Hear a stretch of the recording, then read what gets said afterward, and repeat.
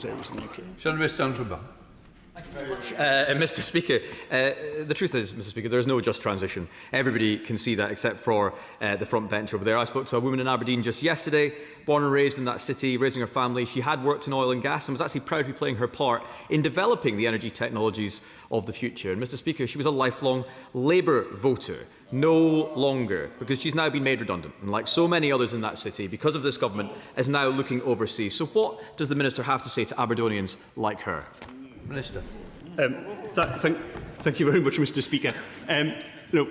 Clearly, at a personal level, what I want to say to her is that I fully understand the position that she's in, having lived through such transitions myself. But the difference is with this government is that we are taking care to ensure the communities are supported.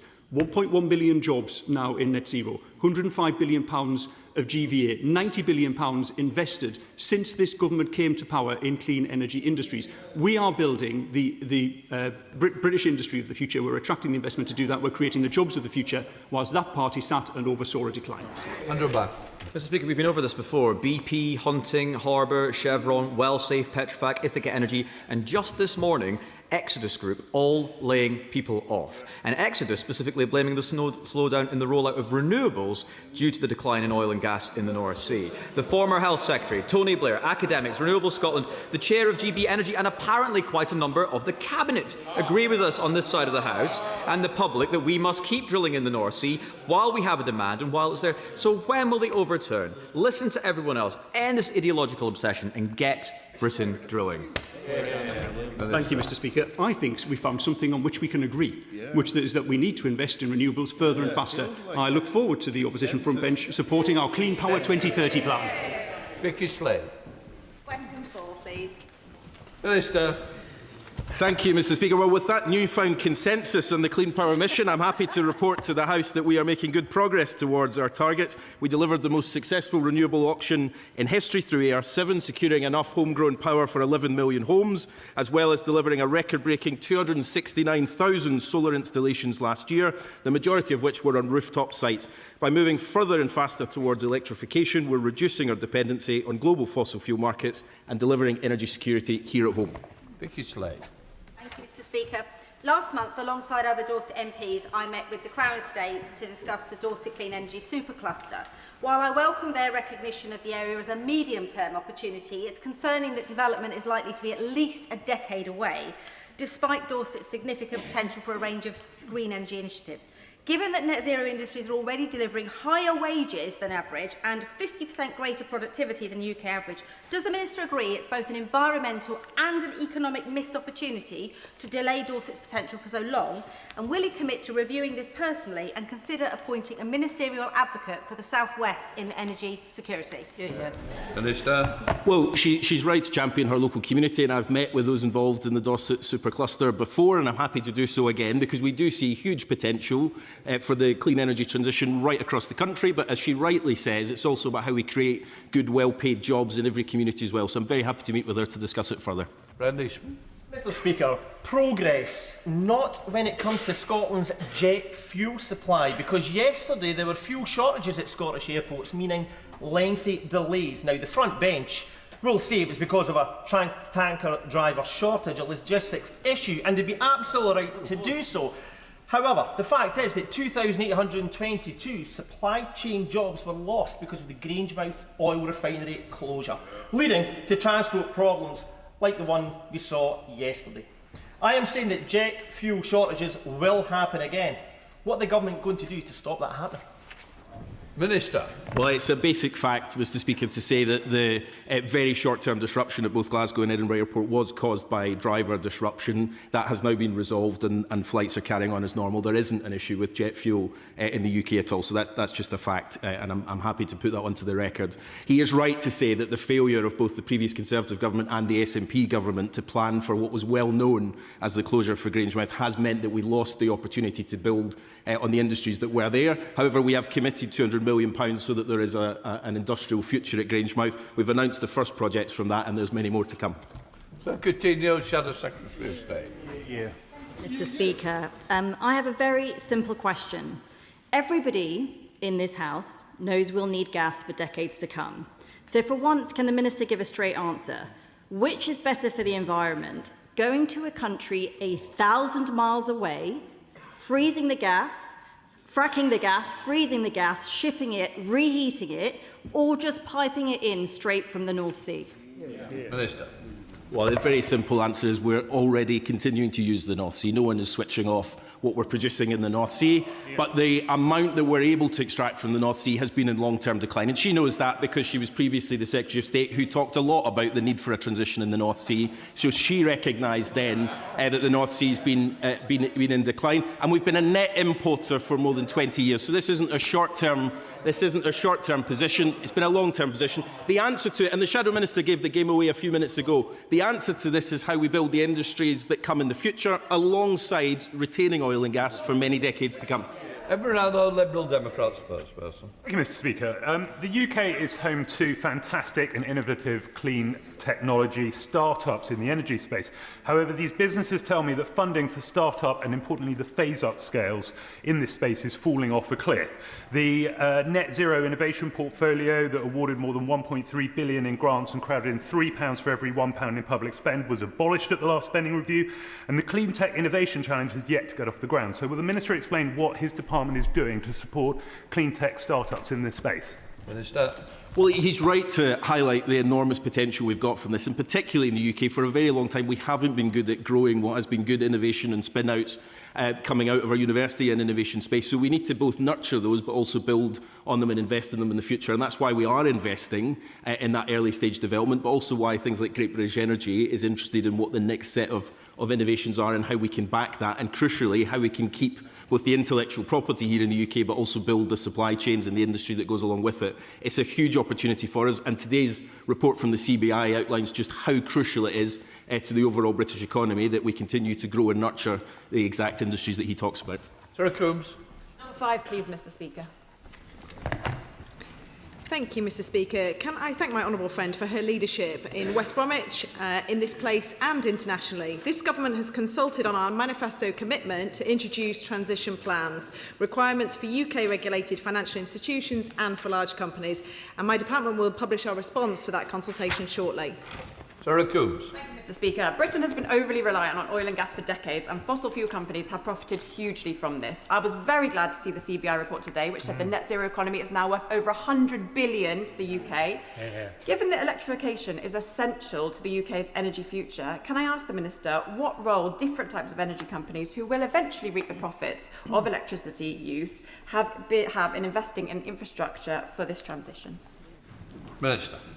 I thank my honourable friend, and I think electrification is absolutely key, and it's something where we can agree across all of this House and outside. I think, as you rightly say, we have secured since July 2024 £90 billion of investment within the UK within the clean energy sector, and it's fabulous to see today the CBI report saying that that sector is now supporting nearly 1 million jobs within the UK. That's real jobs, lives across the country. Stuart. Thank you, Mr. Speaker. The people of Skidby, Little Wheaton and Walkington are not opposed to the clean energy transition, yet 90% of them are opposing the clean air solar farm, 2,500 acres, swamping that area and in conjunction with other ones as well. So they are against multiple large-scale solar developments, industrialising productive farmland, grade 2 and 3A amongst it, undermining food security and permanently altering rural communities. Can the Minister give this House the undertaking that if the Secretary of State will stop chuntering, that he will look at this with an open mind and listen properly to the people of that area? Minister. I thank the member for his question around this, and I am glad to see about the agreement in terms of the direction of travel.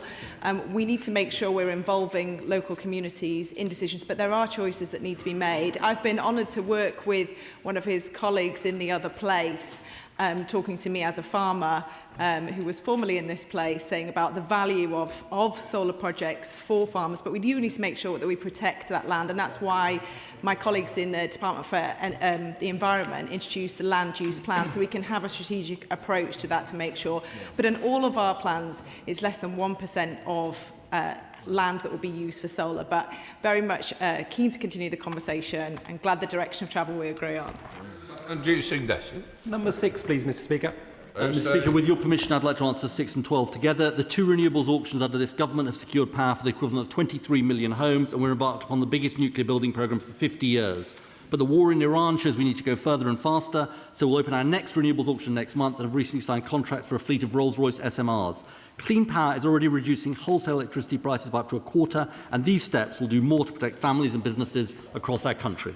Mr Speaker, I know that for my Slough constituents, the crisis in Iran and the naval blockade have had a profound impact on household budgets. But we've also been left vulnerable by previous Conservative-led governments, which for over a decade ran down our own energy system, leaving us on the fossil fuel roller coaster and susceptible to global fluctuation. So, Secretary of State, unlike the previous Tory predecessors, who actually failed to invest in and didn't provide for our constituents, what measures is the government taking to invest in cheap, clean, homegrown energy so that my Slough constituents and others across the country can be protected from these spikes in the cost of living?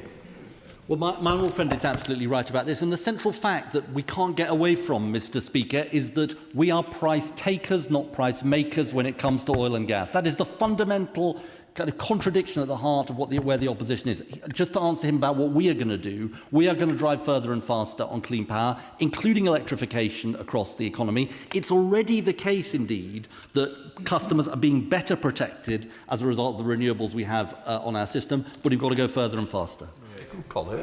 Speaker, the US-Israel war has pushed up prices for my constituents and is yet more evidence that we need to be energy self-sufficient around clean power. So can I greatly welcome the £2.6 billion investment for Rolls-Royce for small modular reactors. Great news for my constituents, but also those in Derby and the wider region, and also to help with Britain's energy security. Can he say more about how GB Energy will invest in projects like this?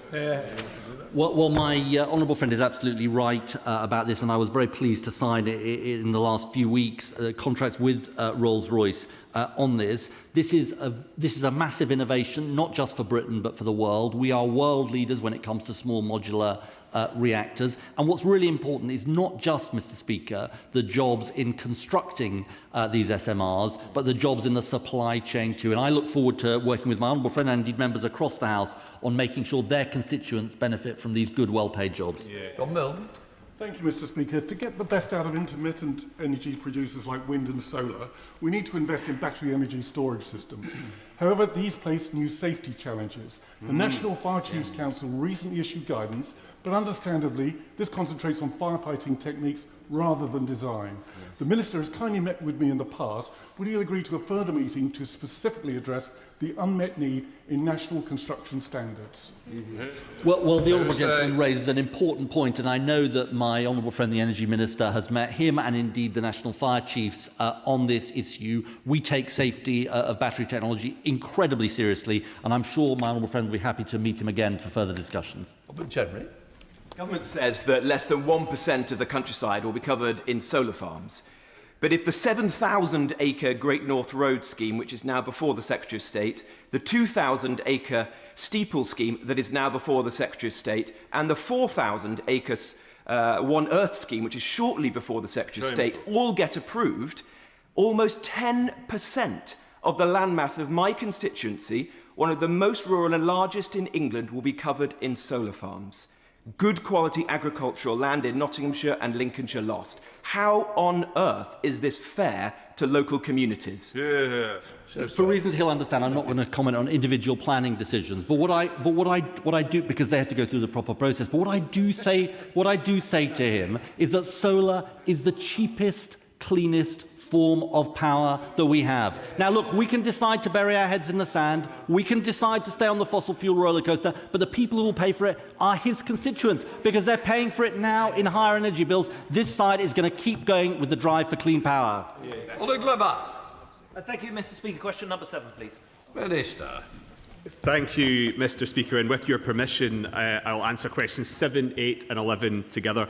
Mr Speaker, we recognise the latest price cap announcement will be deeply concerning for households, many of whom were already struggling before the Iran crisis hit. That's why the Government has already taken action. We've taken £150 of costs off energy bills, extended the warm home discount to nearly 6 million families and provided over £50 million of immediate support for vulnerable customers who use heating oil. And we will, of course, continue to monitor the situation closely ahead of winter and stand ready to take action. Thank you, Mr Speaker, and I thank the Minister for his answer. The energy price cap increase is estimated to cost each household an extra £18 every month. That is the price of a regular essential food shop at a discount supermarket. Now, I note the measures the Minister says the Government is taking, but in addition, will the Government urgently bring forward a social tariff for vulnerable low-income households? Thank you, Mr Speaker. The honourable member makes an important point, and obviously from the Government's point of view, we do not want anyone to be making the choice between heating and eating, and that is why across Government we are working on a data sprint to work out how we can use household income data to make sure that we are targeting support at the right people. Adam. Thank you, Mr Speaker. The typical annual dual fuel bill is 40% higher today in real terms than it was in 2021, and after accounting for inflation, that is £511 more per household. The bad news doesn't stop there, with Ofgem announcing that this crisis is going to get worse, with a 13% increase to the energy price cap. Now, my constituents of Leicester South were already suffering. Labour promised to fix that, but the cost of living is just getting worse. Now, when the Minister says the only way to protect our country is through clean, homegrown power, what is he therefore doing to decouple the bills from gas prices, and when will my constituents of Leicester South feel it? Thank you, Mr Speaker. His constituents in Leicester will benefit from the decisions that we've already made. Those decisions take £150 off of energy costs, the decision to extend the warm home discount and the warm homes plan, £15 billion of support. But I would say to him that we are delinking, we are taking that action already. The Secretary of State made announcements on that last month, and I would point him towards Ofgem, who pointed out that while last week wholesale gas prices in the price cap went up by 24%, electricity went up by 5%. And as they said, and I quote, "This reflects the increase in the amount of renewable generation on the system and therefore reduced reliance on gas." Thank you, Mr Speaker. 3,199 households in my constituency currently experience fuel poverty due to high energy costs, and costs linked to the Government's clean energy agenda could mean household bills are set to rise by at least £100 in the next 4 years. How long will hard-working families in South West Hertfordshire have to pay the price for Labour's ideological dash away from domestic energy production until they have a credible plan to fill the gaps in their energy policy? Mr Speaker, this is coming from a member of a party that learned no lessons from the last energy crisis. We will not make those same mistakes, which is why we are investing in clean power by 2030, which will drive down bills. And only today we've also seen the jobs benefit from the investment in clean energy, supporting 1.1 million jobs, 22,000 small businesses and £105 billion for our economy. I welcome the Government measures to support domestic consumers of kerosene heating oil. I'm told that those eligible, if they fill their tanks today, would be paying the equivalent of what they'll be paying in February 27. But in my Nihil constituency, we also have big commercial users of kerosene oil, distilleries, seaweed manufacturing, tourism industry and chemical plants as well. What measures is the Government and the Department taking to support commercial users of kerosene oil? Thank you, Mr Speaker. I pay tribute to my honourable friend for all the work that he's doing to advocate for his constituents in the Highland and Year, and I was pleased to visit him recently to see the impact that the increases in heating oil was having on his constituents. We are looking closely at the non-domestic heating oil market and will come forward with more proposals in due course. Polly Billington. Thank you, Mr Speaker. I could congratulate my honourable friend and the team for reducing the cost of energy, including recent efforts to break the link between the volatile gas price and electricity prices. But, however, every witness we ask at the Energy Security Net Zero Select Committee how to decarbonise and reduce bills tell us make electricity cheaper. What further efforts will they make in reforming the energy market in order to achieve this? Minister. Thank you, Mr Speaker. My honourable friend will know that we are taking action which the Secretary of State announced to further de-link the cost of electricity from gas, and as Ofgem said last week in the price cap that we are already seeing the effects of that, and that because of the additional renewable generation on the system, we are seeing the effects of it. Every turbine we build, every solar panel that we deploy and every reactor that we bring online is ultimately going to reduce our reliance on fossil fuels and bring down the cost of electricity. Weston. Thank you, Mr Speaker. A good way of reducing bills is actually to reduce consumption. About 12 years ago in Germany, they introduced subsidised mortgages to help to affect the cost of installation of triple glazing in houses in Germany. In conservation areas, however, in this country, such as in my constituency, they are prevented from even introducing or installing secondary glazing, so cannot reduce their bills, even though they would desperately like to. Can I just ask the Minister gently, could he meet with colleagues in HCLG to get this sorted? Minister. Thank you, Mr Speaker. I'd be more than happy to meet to discuss that. And the Warm Homes Plan, which is our £15 billion investment in home energy upgrades, the biggest in British history, will go a long way to achieving some of the ends that he describes. And I would also point up towards the work that we are doing jointly with the Green Finance Institute to bring forward low-cost consumer loans so that people across the country can benefit from clean technology. Anna Spencer. Thank you, Mr Speaker. 1 in 3 households in the constituency that I represent in Gorton and Denton are living in fuel poverty, and now they face even higher bills from the 1st of July. So does the Secretary of State agree that the Ofgem energy price cap should be frozen to provide universal support for households now and to give people certainty in the cold winter months ahead?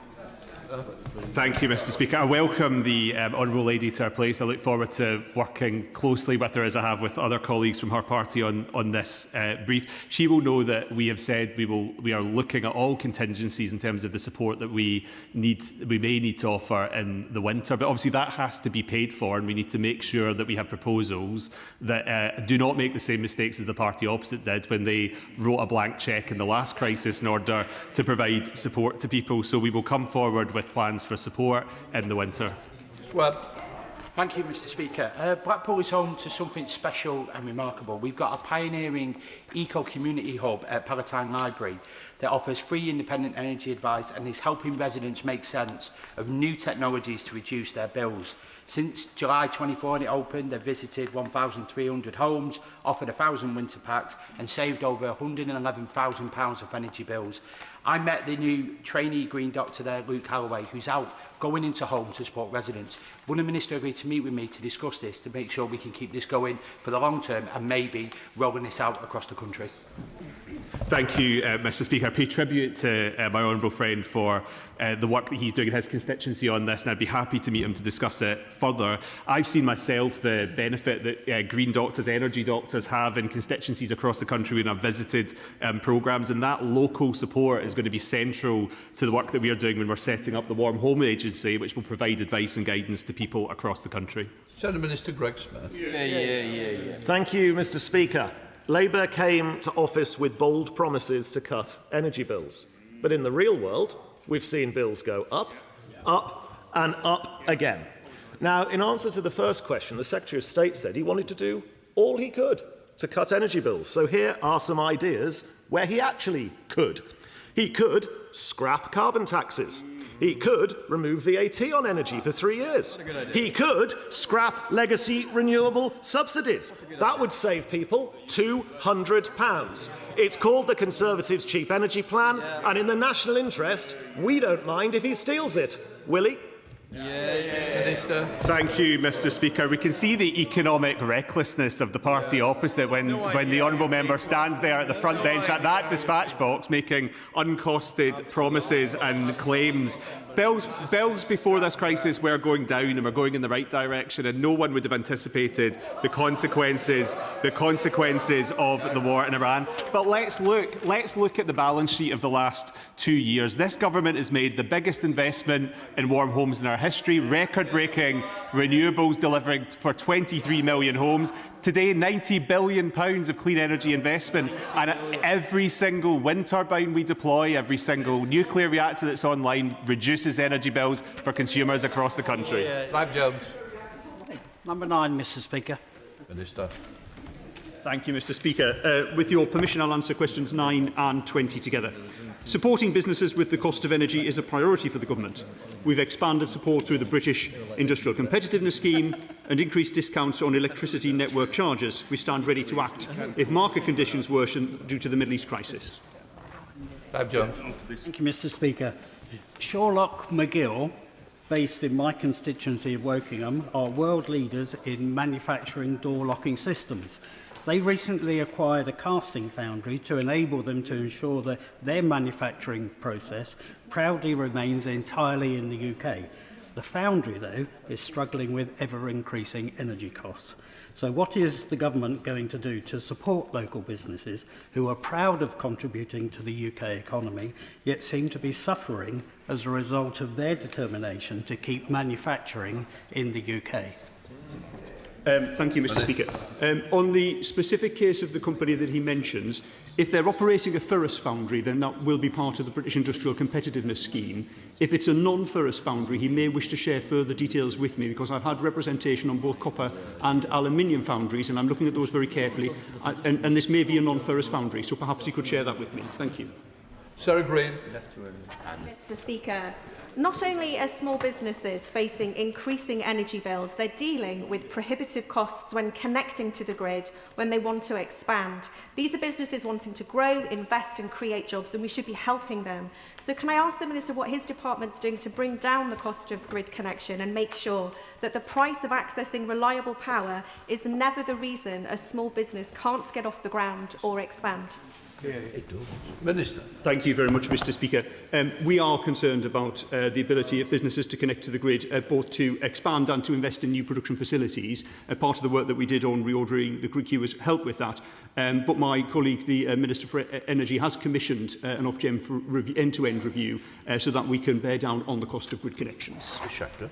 Thank you, Mr. Speaker. From Denby Pottery to Royal Crown Derby, soaring energy costs are hitting our ceramics industry hard, putting more skilled jobs at risk. I welcome the recently announced ceramics support package, which will help bring costs down. But can the Minister confirm he will work with colleagues across government to ensure energy bill support reaches the ceramic manufacturers who need it the most?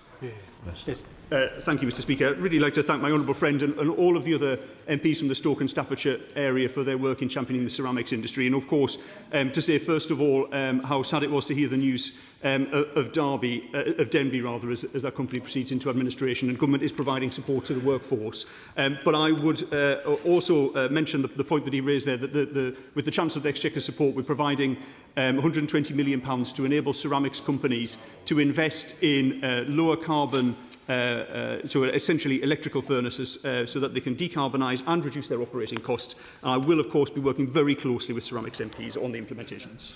Thank you, Mr. Speaker. I thank the Minister for his answers so far. I've recently written to the Department for Business and Trade about the Lee Valley growers, who are fantastic fruit and veg growers, glasshouse growers in my constituency of Harlow. They are obviously a hugely energy-intensive business that are hugely important to food security and this country's security in more general terms. Can I ask what work he's doing across department with the Department for Business and Trade to ensure that no energy-intensive business like the Lee Valley growers are forgotten? Thank you very much, Mr. Speaker, and I thank him for his letter on the Lee Valley growers. And I have had discussions as a result of his prompting with ministers in the different department, not only about Lee Valley growers, but also about the horticulture sector more generally, and I will update him on that in response to his letter. And I thank him for saying that my answers so far were acceptable. Hopefully that one is too. Tell Pinkerton. Question number 10, Mr. Speaker. Minister. Thank you, Mr. Speaker. Cooperation with our EU counterparts is vitally important when it comes to energy security. I recently travelled to the Wind Europe conference in Madrid, where I joined other European ministers to discuss how recent global events have shown we have to work together to deliver on our energy security. We've held constructive discussions with the EU on the internal electricity market, and those continue. Dr. Elpington. Thank you, Mr. Speaker. At a time of intense geopolitical instability, British households remain particularly exposed to volatile global energy prices, and indeed Ofcom have announced a 13% rise in the energy price gap from July. Given that there are interconnectors with 6 European countries already, does the Minister agree with a coterie of esteemed energy economists that the single greatest thing that this government could do to strengthen our energy security, drive long-term investment in renewable energy and bring down bills is to recouple our electricity market with that of the European Union. Minister. Well, I do agree with him. This is an absolutely bizarre situation, Mr. Speaker, where we have chuntering from the front bench about the fact that we've got interconnections with Europe, which we have had for decades.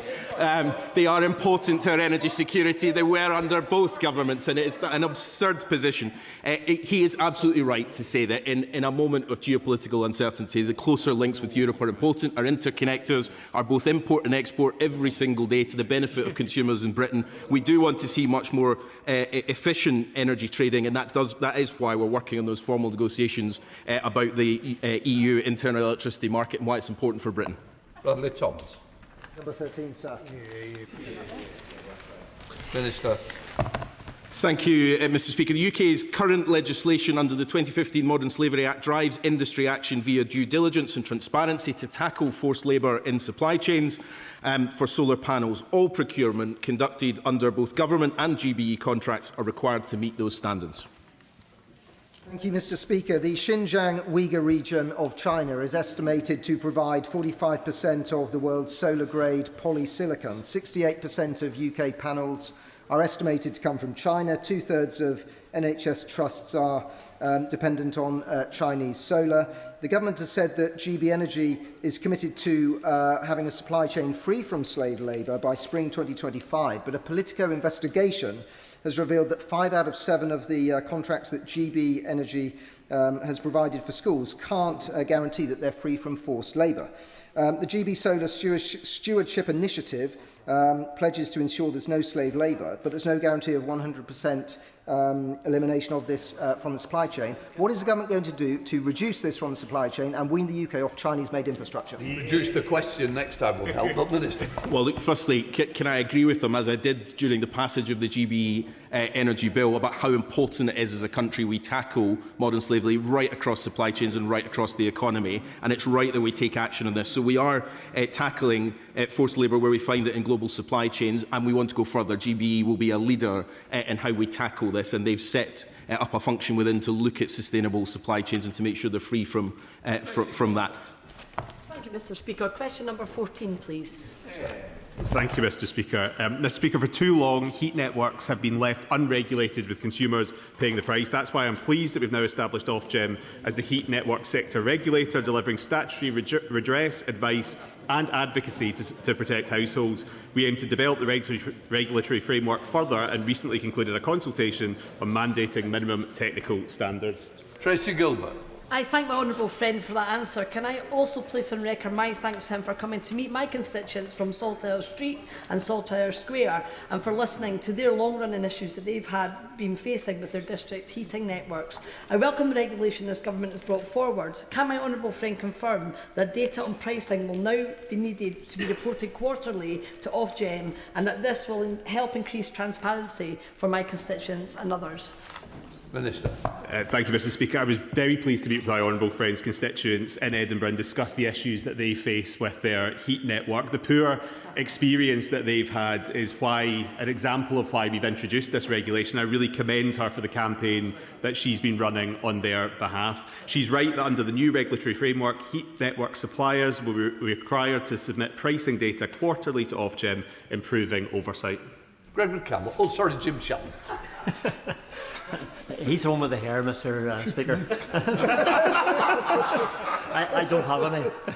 Can I first of all welcome the Minister's response to the Honourable Lady as well?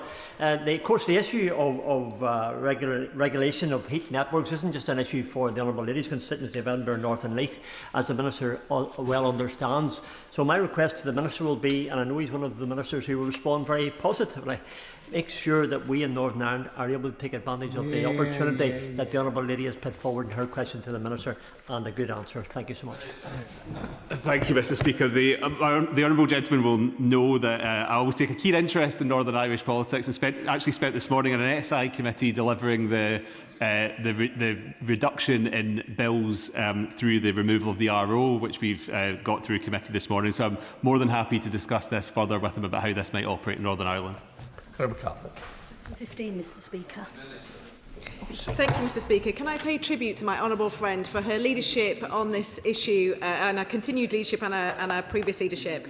The UK is a global leader on carbon pricing and nature recovery. We are committed to strengthening carbon markets to help us achieve our climate and nature goals. At London Climate Action Week, we will set out our work to centre integrity and to build scale in these markets through the Coalition to Grow Carbon Markets, and the consultation response will be published later this year. I thank the Minister for that response and I welcome the UK's leadership. Investors are concerned that the role of nature-based solutions within carbon market frameworks is not being fully recognised. So, as she says, with London Climate Action Week fast approaching, can she reassure investors that the government does see nature-based solutions as crucial to our collective efforts to tackle climate change and that we will be pursuing this during upcoming Article 6 negotiations? Minister. Can I thank my honourable friend once again, and can I assure her and investors that nature-based solutions are central to our response to this? London is the centre of carbon markets and we want to protect that. We have been focusing on the Coalition to Grow Carbon Markets, which we will be working on at the London Climate Action Week, but I would love to work with her to make sure that we're giving that reassurance and that integrity and come forward with the necessary proposals. So Desmond Swain. Does she plan to allow clean community energy companies to sell power directly to households and businesses? Minister. I thank you. We are pursuing that through the local power plan and we are intending for that to happen. Go to Topicals, Adam Dance. Question number 1, Mr Speaker. Thank you, Mr Speaker. Today we set out the proposed level for the 7th carbon budget as new research from CBI Economics shows over 1 million workers are now supported by the UK's net zero economy. This comes after 2025 set a new record for solar generation, and already in 2026 we've set a new record for offshore wind generation. We're taking these steps because they are the right choice for energy security, for investment in good jobs and growth, and for doing the right thing for future generations and preventing climate breakdown. Adam Dance. Mr Speaker, red diesel's costs have rocketed from 78p a litre on 26 February to around 98p a litre now. For Nick, who farms in South Peverton, price rises mean an extra £7,000 per week cost that he basically has to take on the chin. So can the Minister tell Yeovil farmers what steps he is taking to support them with the cost of red diesel? Well, we take this issue incredibly seriously, including by talking to the CMA about making sure that the pricing of this is fair, and we continue to monitor this and look at what further action can be necessary. You would say, Mike. My constituents Gillian and Ross worked at NESO1P and started retraining in 2024 following the announcement of the Grangemouth refinery closing in 2023. However, they were recently denied support due to limits on the Grangemouth Workers Training Guarantee. Will the Government, alongside the Scottish Government, review the Grangemouth Workers Training Guarantee to extend support to workers like Gillian and Ross? Minister. Well, I thank my honourable friend for his question and for all the work he's done in supporting the workers from Grangemouth. I wrote to him earlier this week on the particular case of his two constituents. The training fund was set up to provide that support. We'll continue to look at it and I'm happy to meet with them to discuss it further. Thank you, Mr Speaker. I'd like to offer my condolences to the Secretary of State on the death of his mother. It's clear that she was a remarkable woman and clearly much loved by her family. Now, I have a yes or no question for the Secretary of State. Can he guarantee that not a single solar panel put on British primary schools by his government has been produced by Chinese slave labour? Yes or no? Well, can I first thank her for her kind words about my mum? And if you'll allow me, Mr Speaker, I feel incredibly sad to have lost her, but very lucky to have had 56 years with an amazing mum who taught me values of kindness and warmth and love and justice. And I think it's a reminder, certainly to me, of what really matters most in our lives. But I really sincerely thank her for the message she sent me. Look, on the question about the use of forced labour, we take this incredibly seriously. We inherited a regime from the last government, which we applied in the early stages of what GB Energy was doing. But she will know that through the passage of the GB Energy bill, we strengthen the commitment of GB Energy. Francis O'Grady is now the champion of dealing with slave labour. So I can absolutely assure her we will do everything we can to prevent the use of forced labour. Continue.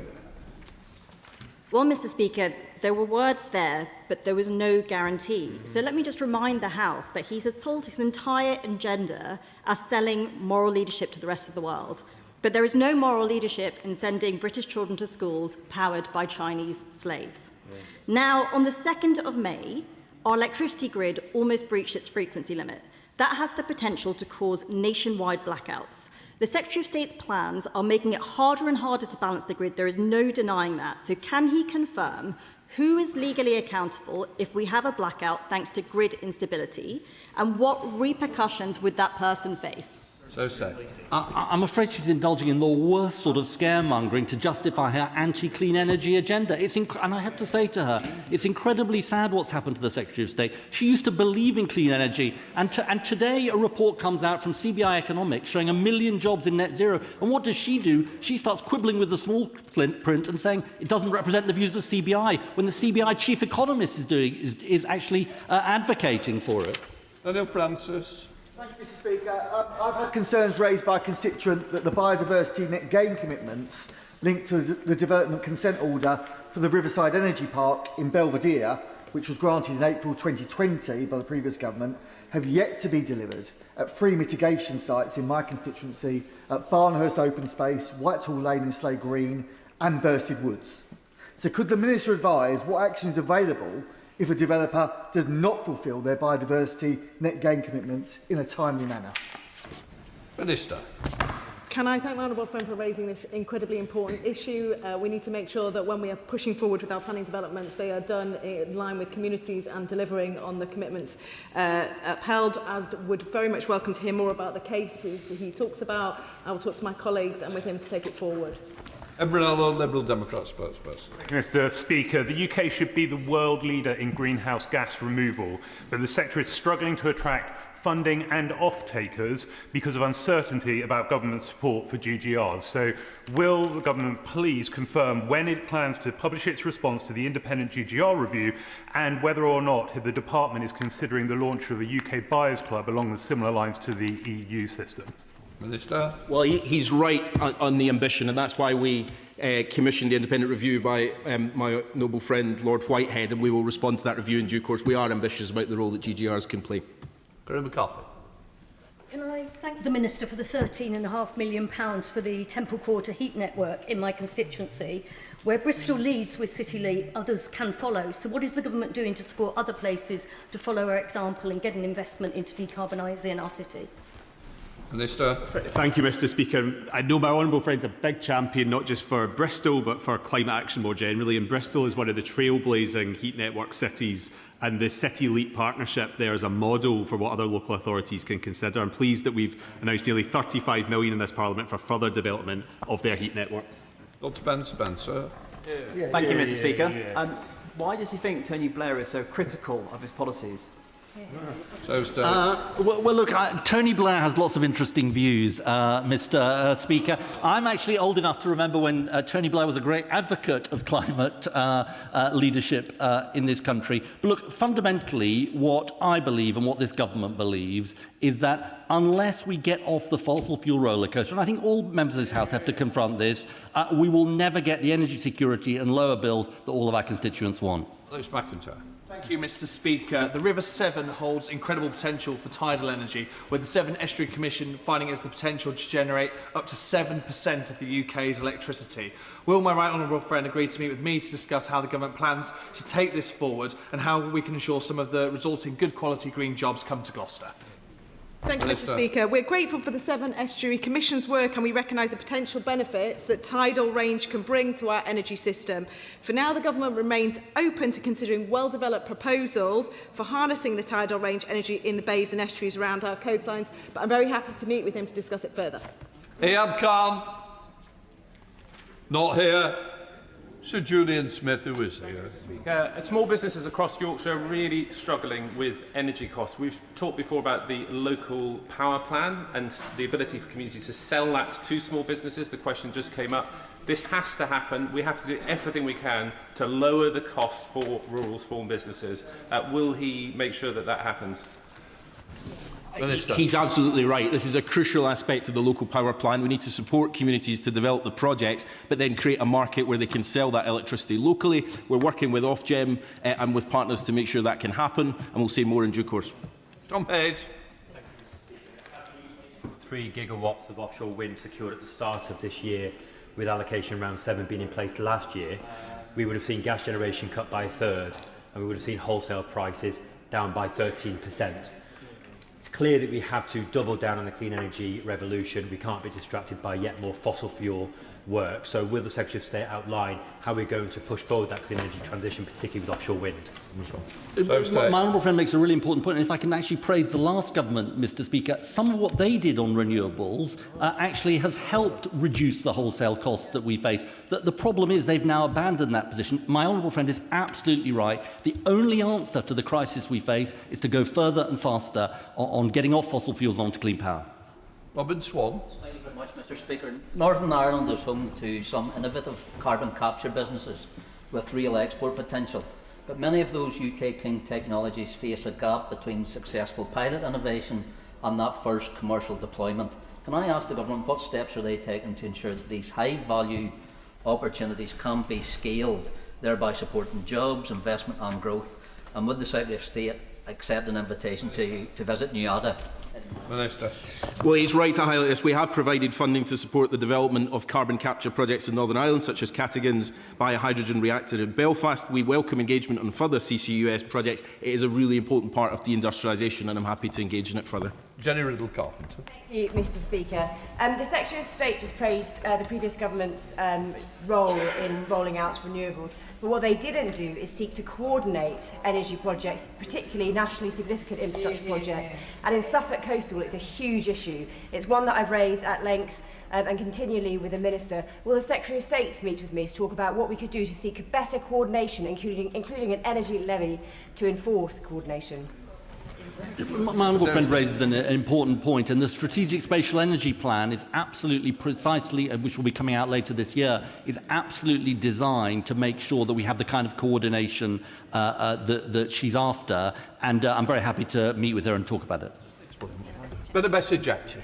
Speaker, by now the Secretary of State will be well aware of my opposition to the 1,900-acre East Park Energy solar farm in my constituency. We're now at the business end of the planning process, with it sat before the Planning Inspectorate ahead of a decision by the Secretary of State later this year. Would he be able to outline to me roughly when he expects to have to take a decision on the planning application? And also, ahead of that, would he meet with myself and the member for North Bedfordshire to discuss our concerns around it not being the right solution for our local area and our constituents? Well, I thank the Honourable Gentleman for his question, but because it's a live planning application under independent examination, it's not possible for me to comment further. I'd obviously encourage him and his constituents to register with the Planning Inspectorate if they haven't already, so they can share their views. Jen Kirk. I welcome the CFD for geothermal, and in fact the Secretary of State has been down to see deep geothermal in Cornwall. A policy indication from the government that deep geothermal could form part of our energy mix will be really useful for confidence in the industry so it can grow. I thank my honourable friend for her continued championing of this. It was very exciting to see the opening of the first projects in February. We are focusing on the local heat networks, but we will continue to engage, and we're glad to see that the CFD projects are coming to fruition. Richard Tash. Thank you, Mr Speaker. Once again, the front bench has inadvertently misled the House when they say there's a single price internationally for gas. Gas in the US is 80% cheaper than it is here in the UK. So, Mr Speaker, when will the Secretary of State grant oil and gas licences in Jackdaw, Rosebank and other fields in the North Sea to increase supply to bring down the bills?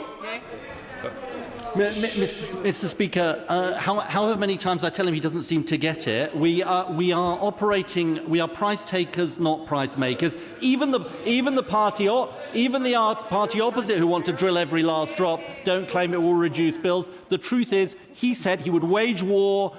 If he calms down for a minute, he said he would wage war on clean energy. That is waging war on jobs across our country and energy security. Mr Speaker, today, X-Energy and Centrica's proposals for advanced modular reactors at Hartlepool reached another major milestone with the submission of an application for a generic design assessment. Given the importance of retaining Hartlepool's world-class nuclear workforce and ensuring there's no cliff edge when the existing power station approaches the end of its operational life, can the Minister reassure me that every effort will be made to maintain the outstanding momentum to build this project and accelerate progress wherever possible? Well, I thank him for his question. And I'm incredibly excited about the project of X-Energy and Centrica, and I've met with them both to talk about it. This is part of this government overseeing the biggest nuclear building programme in half a century, and that is absolutely part of the Clean Power mission. Andrew Stone. Thank you very much, Mr. Speaker. Can I thank the Secretary of State for not approving the Morgan and Morecambe wind farm cabling corridor and deferring the decision for 6 months for further consultation? I know how much he wants to achieve his target, so how difficult he would have taken that decision. Myself and cross-party local councils have written to him to articulate the alternative routes that are available. So could I ask him to use these 6 months to consider those alternative routes? Well, look, as I've said before from the dispatch box, for obvious reasons, applications that are live, it would not be appropriate for me to comment on. We obviously look at every single application on its merits, and even though we have ambitions in place for where we want to get to, individual planning applications are considered on the individual merits that they're presented on. Peak Cluster in the Hope Valley is a cement decarbonisation project looking to prevent 3 million tonnes of CO2 from entering the atmosphere every year. Will the Minister commit to establishing a clear route to market for industrial carbon capture projects beyond Track 1 and Track 2 clusters, which would offer projects like Peak Cluster greater certainty? Well, we do see carbon capture as a hugely important part of how we decarbonise, and we have supported clusters already. We are looking at what a future model could look like, but equally we do need to see other projects coming forward on commercial terms to make sure that they are viable. But I continue to meet with all the clusters, and I chair the CCUS task force to make sure we're doing as much as we can. Martin Vickers. Thank you, Mr. Speaker. Last Saturday I met with representatives from a number of well-established hospitality businesses in my Biggin Immingham constituency. One of them is facing an energy cost increase of £70,000 this year. Clearly that is unsustainable. Can ministers outline what they're doing to prevent unchecked energy increases going year on year? Minister. Thank you, Mr. Speaker. As I mentioned in answer to an earlier question, we are concerned about the role of third-party intermediaries and the proper functioning of the market. And subject to finding parliamentary time, we intend to bring forward the opportunity for Ofgem to act as a regulator there. But clearly it identifies, or he identifies in his question, why it's so important that we return to energy stability in the UK through our own homegrown clean energy. Samuel Wilson. Thank you, Mr. Speaker. In an earlier answer, the Minister outlined the amount of money being spent on carbon capture.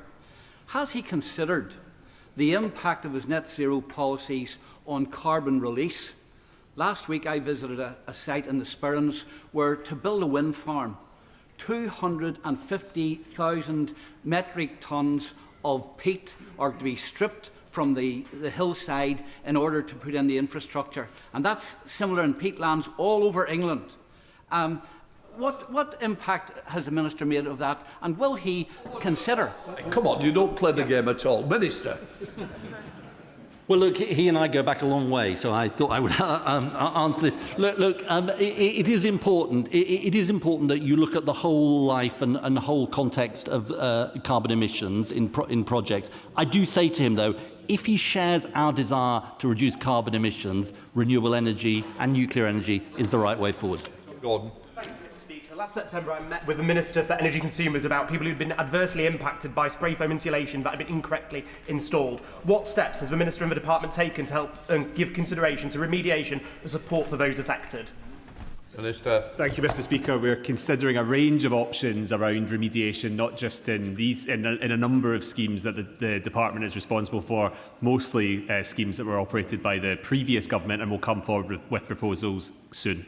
Final question, Swallow Broughton. For my condolences to the Secretary of State as well. He will be familiar with the Russian-backed Aquind application for a submarine interconnector that will cut through Portsmouth Naval Dockyard, affecting my constituency to France. The Ministry of Defence has raised national security concerns. We've been waiting for over a year for a decision on the application from the Secretary of State. When will he issue one? Well, first of all, can I thank the Right Honourable Lady for her kind words about my mum. She will know that, unfortunately, I can't comment on the progress of planning applications, but I will definitely pass on her comments to my department. Right, we'll let the front bench change over.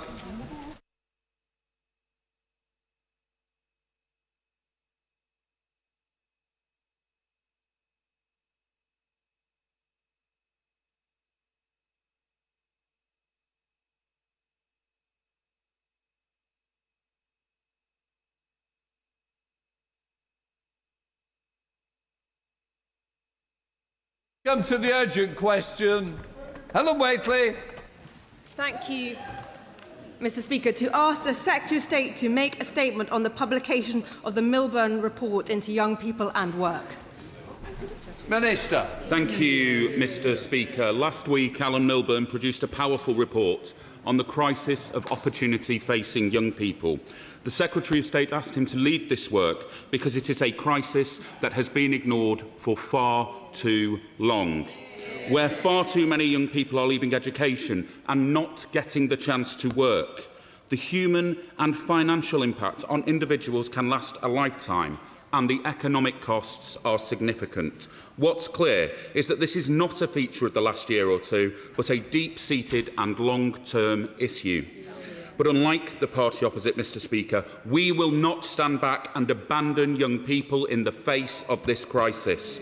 During their last few years in power, the number of young people not in education, employment or training rose by 250,000, a shameful legacy. Rather than holding young people in contempt, we believe in them, and we are making opportunity for young people a national cause. We have begun with the Youth Guarantee, more work experience, workplace training and apprenticeships, hiring bonuses for employers who take on young people in regular or apprenticeship roles, and subsidised employment for young people who remain out of work for 18 months. In total, Mr. Speaker, 500,000 opportunities for young people to work, train or undertake apprenticeships. We've undertaken welfare reform to remove barriers in the benefits system that trap young people. We have changed the law so claimants on sickness and disability benefits have the right to try work without the fear of automatically triggering a benefit reassessment. We've narrowed the gap between the health element and standard allowance, a perverse incentive of the last government's making,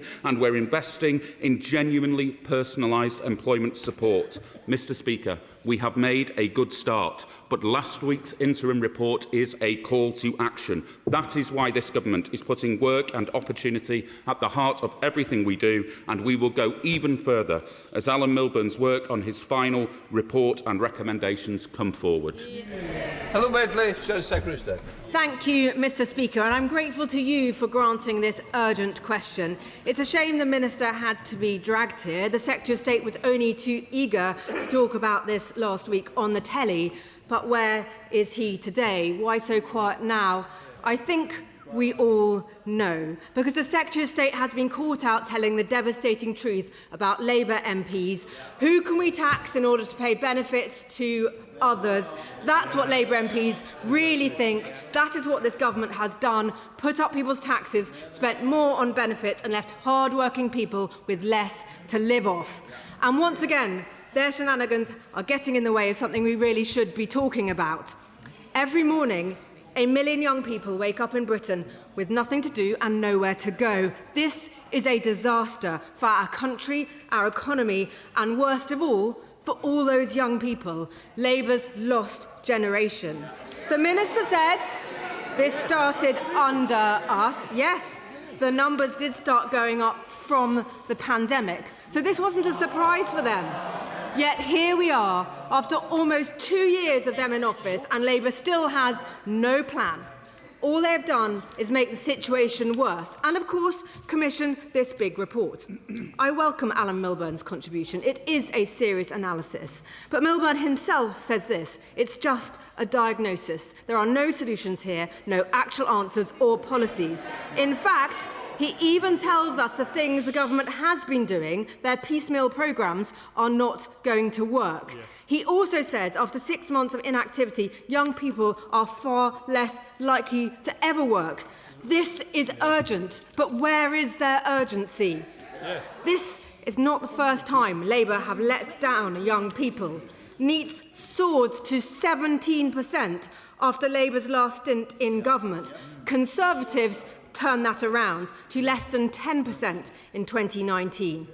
Of course, COVID undermined that progress, but the Labour government has turned a post-pandemic problem into a crisis, taxing jobs, tying up businesses in red tape, making it riskier and more expensive to hire a young person, destroying hundreds of thousands of jobs in retail and hospitality. Like many young people, one of my first jobs was working in a local pub, but they've pulled the plug on that opportunity for this generation. Whenever we do get to hear their plans, I think we know what they will be: spending more money and taxing people more to pay for that. The wrong answer. The answer is jobs, back businesses, cut taxes, get rid of red tape, get government out of the way and reform welfare. Order. It's 2 minutes. We've got to... Yes, it is 2 minutes. It's always been 2 minutes. I've not changed the rules.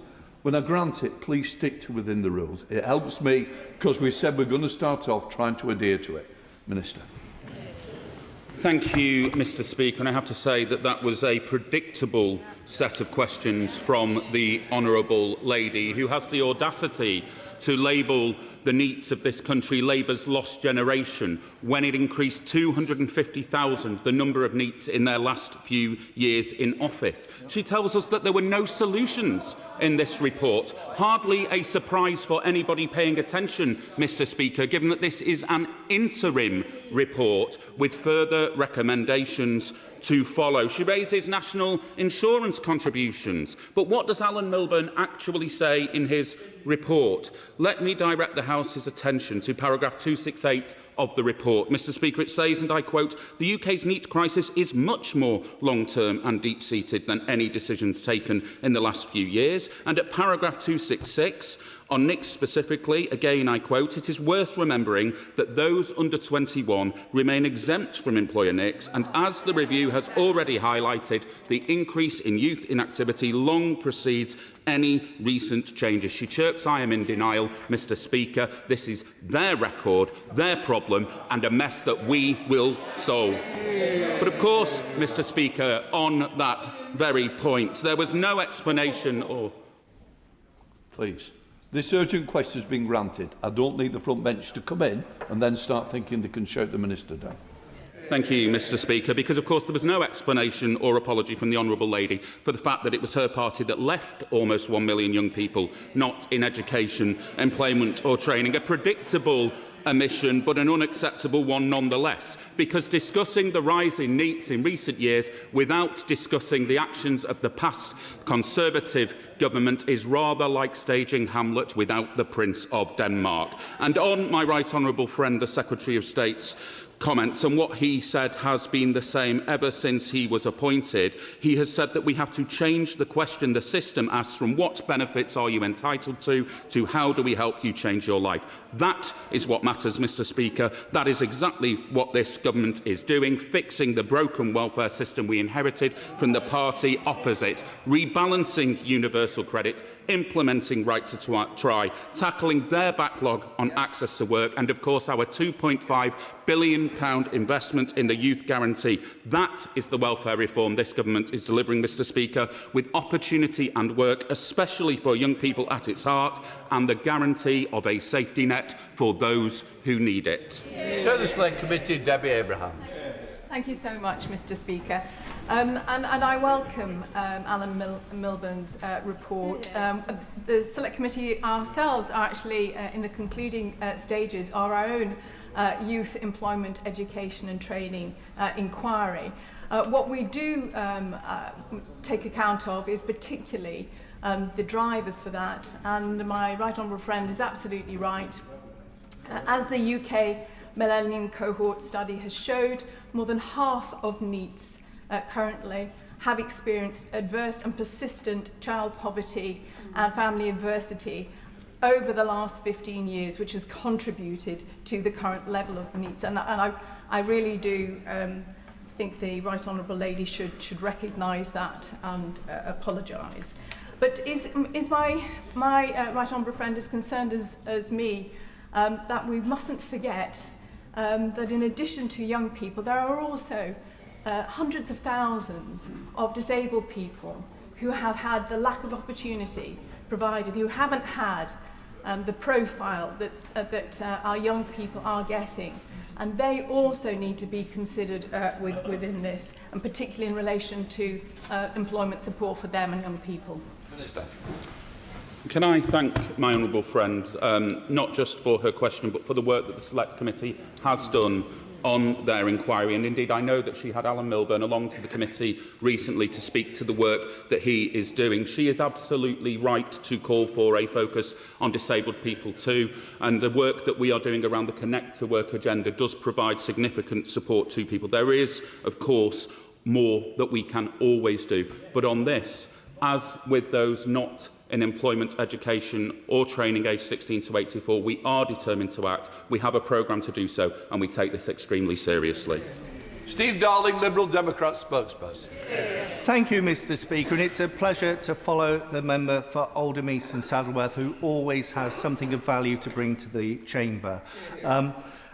With 1 million youngsters not in employment, education or training, this is something that has been brewing for many years, but sadly it has been exacerbated by the new Labour government. We've seen the sad decline of our high streets over the last 20 years, 250,000 jobs lost in retail in the last 5 years, and in the last, well, since the last budget, 100,000 jobs being lost in hospitality. The dual impact of national insurance job tax and also business rates has hit hard. Whitbread have cut 3,800 jobs across the United Kingdom, with the closure of 2 restaurants in my constituency, one in Torquay and one in Paignton. I'd like to welcome most of the findings of the Alan Milburn review for the Liberal Democrats. We welcome the sense of direction that this goes within. But I'd like to ask some key questions to the Minister. What plans do you have? What plans does the Minister have to bring forward some clear economic plans to grow jobs for young people, but also how can we grow our greater connections with European partners to grow our economy? Minister. Thank you, Mr Speaker. The honourable gentleman will have heard the Prime Minister's recent intent to work more closely with European colleagues in partnership because of the economic benefits that that can yield. He is right to recognise that this is a problem many years in the making, and can I welcome the broad support from the Liberal Democrat colleagues for the interim review, and I hope that that will be the same when the final review comes forward with recommendations. In terms of plans to bring forward jobs for young people, I would point him to recently announced interventions by the Secretary of State to provide £3,000 to small and medium-sized enterprises hiring apprenticeships, and £2,000 to any employer who hires a young person who has been on universal credit for more than 6 months. This will make a significant difference and is the right thing to do. Joanna Baxter. Thank you, Mr Speaker. Too often young people are written off as lacking ambition when the reality is that they're lacking the opportunities of good work. More than 40% of young people not in education, employment or training said that finding fulfilling work was their top priority. Despite that, in my area, under the SNP-run Renfrewshire Council and SNP-run Holyrood Government, employability services are being cut 30%, failing too many of our young people. So can my honourable friend set out what steps the Government is taking to work with the Scottish Government to protect vital employability services, to ensure apprenticeship opportunities for young people in my area? Thank you, Mr Speaker. And can I thank my honourable friend for her question. She knows that I met with an employment support provider in her constituency recently, and I was grateful for her welcome too. She is absolutely right to say that young people do not lack ambition to find work. This is a failure of the state's making, not a failure of young people. And if she has specific concerns about cuts to employment support in her area, I would very much welcome a letter from her setting out those challenges, and I will raise those issues on her behalf. Peter Pepford. Thank you, Mr Speaker. as the report highlights, the number of NEETs is set to rise to 1.25 million over the next 5 years unless something is done. The government need to listen to the wealth creators that create the jobs that so many of our young people need. Indeed, Alan Milburn's report says that 84% of young people really do want to get a job, to get education or training. But because the policies of his government, it's making that even harder. So, given that the government is looking for a reset moment, perhaps over the summer, could I ask the Minister to speak to his Cabinet colleagues to look again at the increases in national insurance, to look again at the increases in business rates, and to look again at repealing the most damaging aspects of the Employment Rights Act that is doing so much damage to the life prospects of our young people? Thank you, Mr. Speaker. The honourable gentleman has elevated me to Cabinet level, something that is at least premature, if unlikely to ever happen, I suspect. But may I just refer him to the report, because from the sound of it, he has not read Milburn's report. He says, and I quote, "The UK's NEET crisis is much more long-term and deep-seated than any decisions taken in the last few years," with particular reference to national insurance. He says, and I quote, "It is worth remembering that those under 21 remain exempt from employer NICs, and as the review has already highlighted, the increase in youth inactivity long precedes any recent changes to NICs." Thank you, Mr. Speaker. I'd like to welcome the interim report and ask a question about work experience. When I was at school, this was typically organised by teachers and gave children a peek into worlds that otherwise would be unimaginable. But today, children in my Bristol constituency are being asked to find their own placements, which obviously disadvantages children from families that are less well connected. So I'd like to ask, will we be likely to see more organised work experience placements for school children as a result of this review?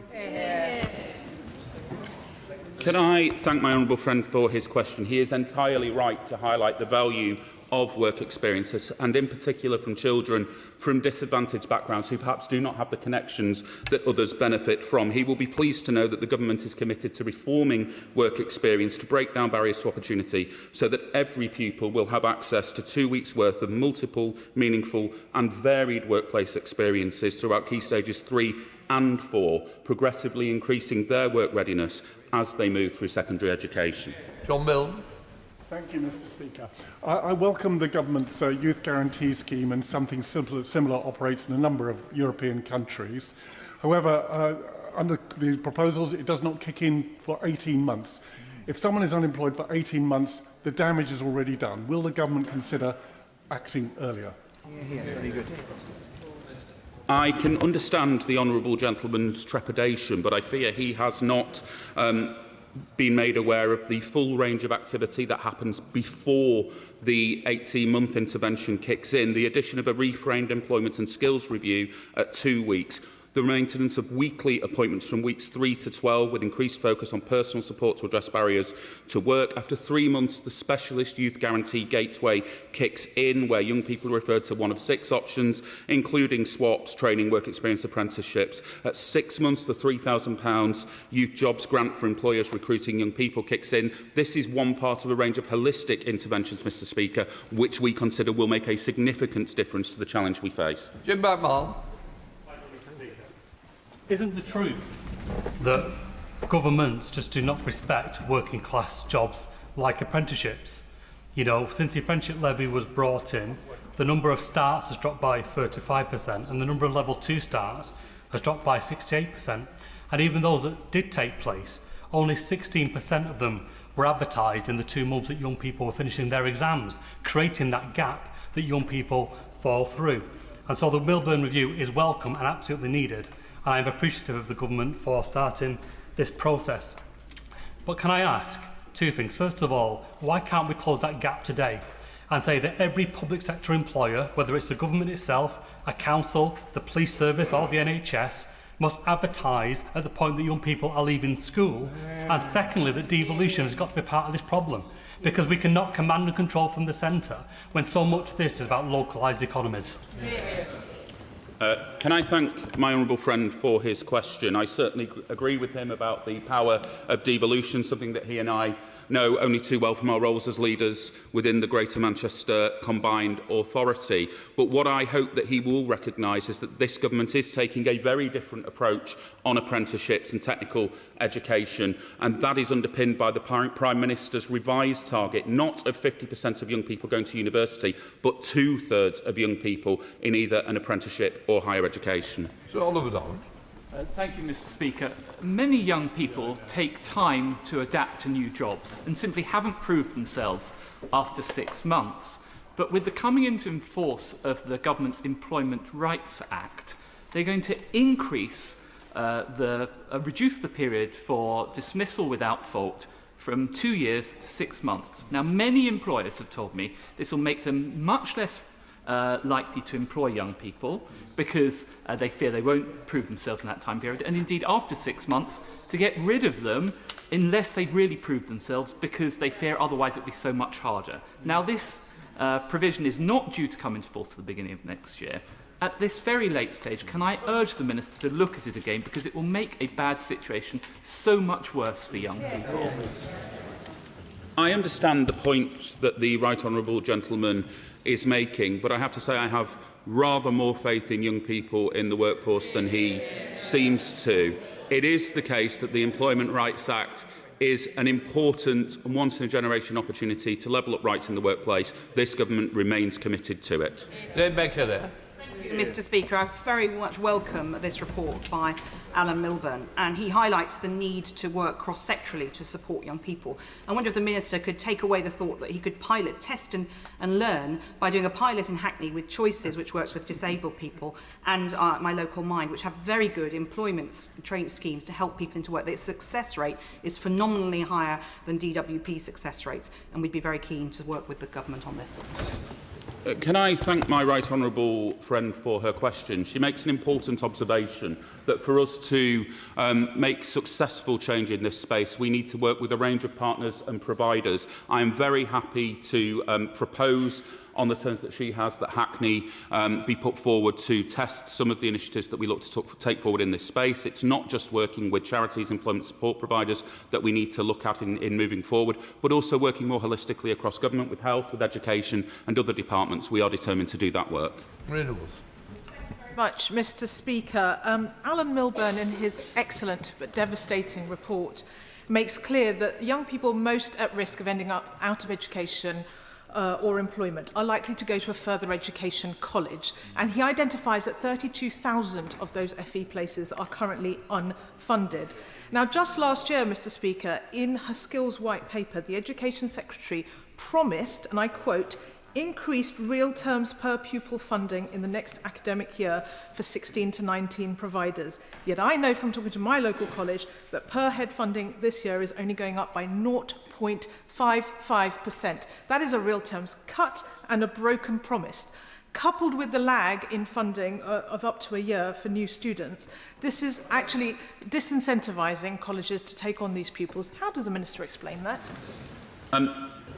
I mean, what I would say to the honourable lady is that the 0.55% increase in 16 to 19 funding rates is only one aspect of 16 to 19 funding.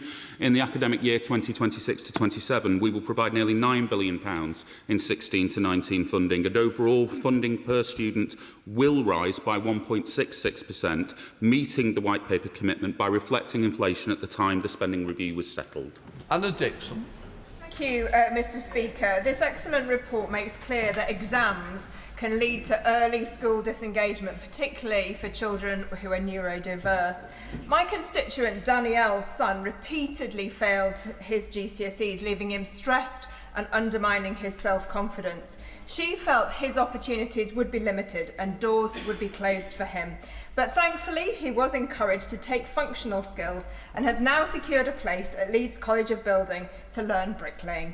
So does the Minister agree that early information and awareness around alternative qualifications and pathways, such as functional skills, can help young people fulfil their potential? I would just absolutely agree with my honourable friend, Mr. Speaker, and if she's any ideas of how we can extend knowledge and availability of such information, I'd be happy to hear them. Bob Blackman. Thank you, Mr. Speaker. Clearly, the Minister needs to understand that to create the jobs that we need to encourage the private sector to invest. And in my constituency, every single hospitality venue has halved the number of staff they employ. And when I've asked the question why, they question national insurance, obviously non-domestic rates, and also the new Employment Rights Act. The key here is that if national insurance is extended, the holiday, if you like, from age 21 to 24, that will enable people that leave school to get a job, and also those that leave university to get a job, and de-risk the point of employers taking on young people. The honourable gentleman is correct to highlight that incentives are needed to encourage employers to hire young people. That is why my right honourable friend, the Secretary of State, recently announced the incentives that I have already laid out around supporting young people who have been on universal credit for 6 months, incentivising employers in financial terms to hire them, and also in apprentices under the age of 25 earning less than £50,000, where there is also an incentive for small and medium-sized enterprises. Joe White. Thank you, Mr. Speaker. I've just had a group of Year 8 pupils visit me in Parliament, and many of their questions were about the increasing numbers of young people on benefits, AI sweeping away jobs, and new opportunities and training for young people. The Red Wall MPs recognise that issues surrounding youth unemployment is not new, but I'm hugely concerned that young people are now seeing this as their future. I very much welcome the government initiative to have a youth hub in Worksop, and I'm already working with partners on this. But does the Minister agree with me that it's working beyond the DWP and with other partners that we need to do to resolve this problem? I do agree, Mr. Speaker, and I hope my honourable friend heard what I said in response to my right honourable friend from Hackney earlier about the need to work holistically both across government and outside of government with partners in the charitable sector, with employment support companies, etc., to make sure that we have that range of interventions available so that young people do not do exactly what she outlines and see a career, a life, not in education, employment or training as their future. That we must stop. Solo Bratton.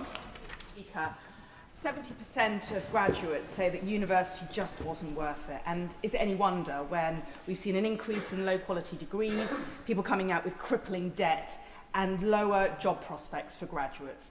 Whilst I welcome many elements in the Milburn review, isn't it right that if we are to fix this crisis of youth unemployment, what's needed is not tweaks, but an overhaul of vocational and training and a correction to the Blairite obsession with university so that fewer young people get scammed by the great university con?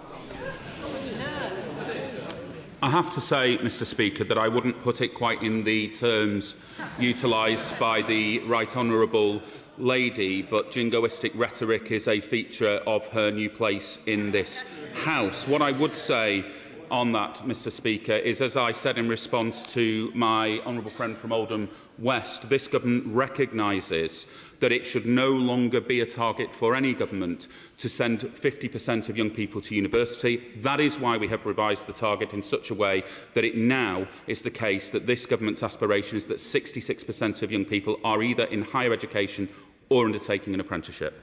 Rachel Busson. Thank you, Mr. Speaker. In York, 410 young people are not in education, training or employment. And of course, we know from Alan Milburn's report the causation of that. And particularly, I want to focus on mental health and the fact that we don't have the right support in place for young people much earlier than the point of seeking employment. Will he work with the Department of Health to ensure that we have those systems in place to identify young people who experience mental health challenges, and particularly children with adverse childhood experiences, so that they can be set on a stronger path and build more resilience throughout their childhood to enable them to be prepared for work? And my honourable friend is absolutely right to recognise that many of the challenges faced by young people not in education, employment or training start at school or even preschool, and that we need to ensure that there is early intervention in schools, more mental health practitioners available to children and young people, and that they are able to receive the support needed at the first possible opportunity, because it does blight and affect their future, not just in academic terms with exams, but often for many years beyond that. So I absolutely agree agree with her. This underpins many of the proposals put forward by the Department for Education with their special educational needs reforms. We need early intervention and we need greater mental health support for children. Nigel. Thank you very much, Mr. Speaker. This is an important piece of work from Alan Milburn, but I want to ask the Minister about the principles that will underpin the government's approach. Does he think that, other things being equal, if you increase the cost of employing people, that will come at the cost of jobs?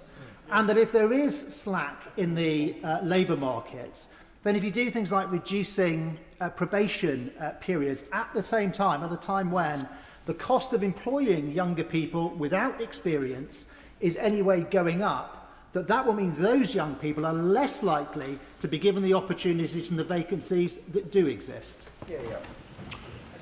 Where I do agree with the right honourable gentleman is that in the current climate, incentives are required to encourage employers to hire young people. I have set out the measures that we have taken to do that, but he is one of a number of members from the party opposite today to raise the Workers' Rights Act. This is the biggest upgrade to workers' rights in a generation. This government is steadfast in continuing to support working people and making sure that that bill is fully implemented.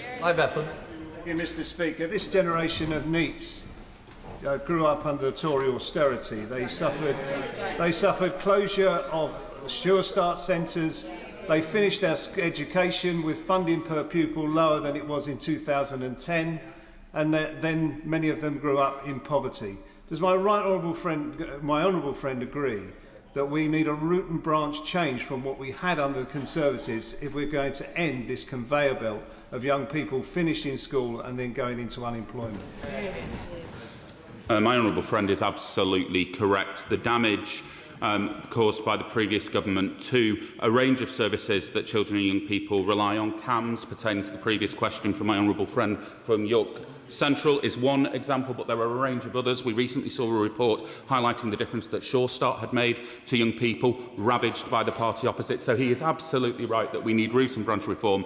This government is committed to delivering that. Vicky Slade. Thank you, Mr. Speaker.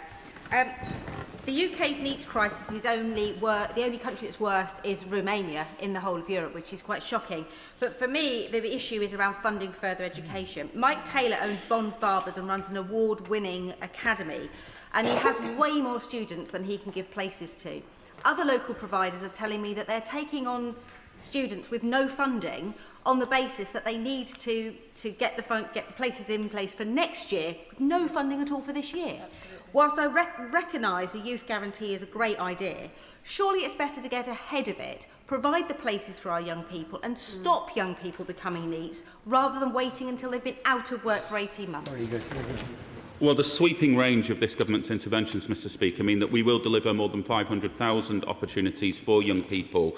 What I would also say to the honourable lady is that on the specific question of training for younger people, this government has pivoted funding from older apprentices, level 7 and above, to younger, and introduced foundation apprenticeships so that we can better support people who are 16 to 24. Andrew Ranger. Thank you, Mr. Speaker.